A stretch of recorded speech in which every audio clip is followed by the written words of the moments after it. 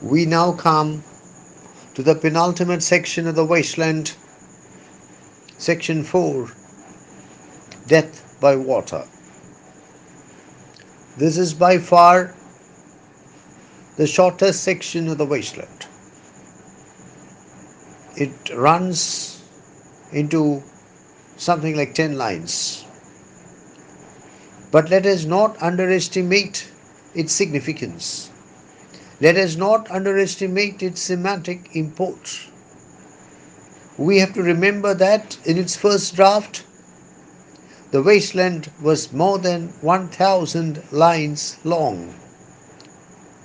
And T.S. Eliot condensed the wasteland with the help of his friend and editor Ezra Pound to its present state, and at present the wasteland consists of something like 434 lines. In the process, it was the penultimate section, section 4, death by water, that came to be compressed the maximum.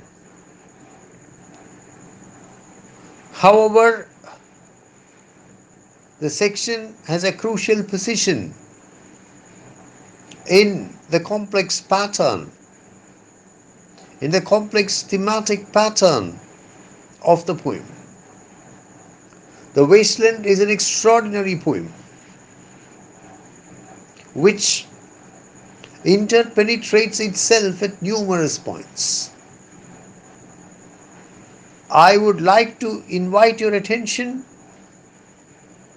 to one such point, and that is death by water. In the opening section, in the burial of the dead, we come across Madame Sosostris, who predicts the future of her clients using tarot cards. In that section, there is an allusion to the drowned Phoenician sailor.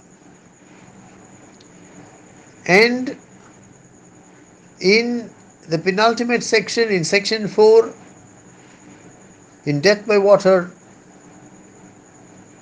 we actually come across a sailor, a Phoenician sailor who is drowned. In the opening section, in the burial of the dead, Madame Sosostris issues the dire warning, fear death by water. Fear death by water. And in section 4, death by water, that precisely is what happens. In the third section, the fire sermon, we meet Prince Ferdinand, the character in William Shakespeare's The Tempest, and he laments over, he grieves over the alleged death of his father, King Alonso. And this death, this alleged death, is a death by drowning. Thus, death by water is an important node in the thematic structure of the wasteland, a point at which the poem interpenetrates itself. Let us focus some critical attention on the title of the section, Death by Water. I've already said that every section of the wasteland is patterned to correlate to one classical element. And the present section, Death by Water, obviously correlates to the element of water. In this section, death is caused by water. This is highly ironical because water is the source of life traditionally. Traditionally, water is the source of life in a very physical sense. It is water which sustains life, plant life, animal life, all life. Besides, in a spiritual sense, water is the source of life. Let us take a look at the sacrament of baptism. Jesus Christ himself was baptized. He was baptized by John the Baptist. That is what the Holy Bible tells us in the books of Matthew, Mark, and Luke. And baptism is a very important ritual in the Christian church. Baptism is the ritual through which a person is granted admission into the church. It signifies regeneration, revival, rebirth. Baptism is carried out by sprinkling water on the forehead of the person, or in some churches, by immersing the person in water. Thus, in the sacrament of baptism, water is a source of life. It is life by water.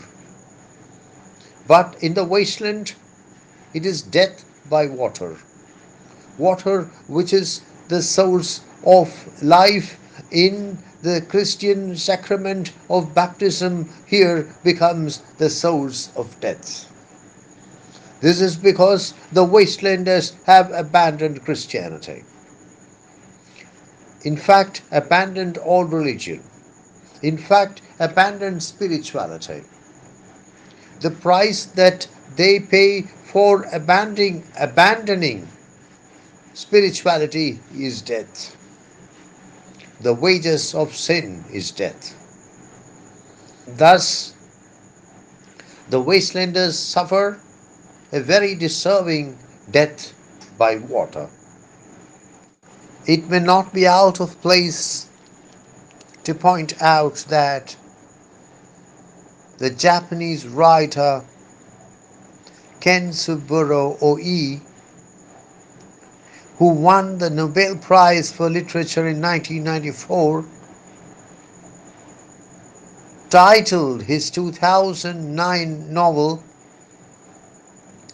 Death by Water,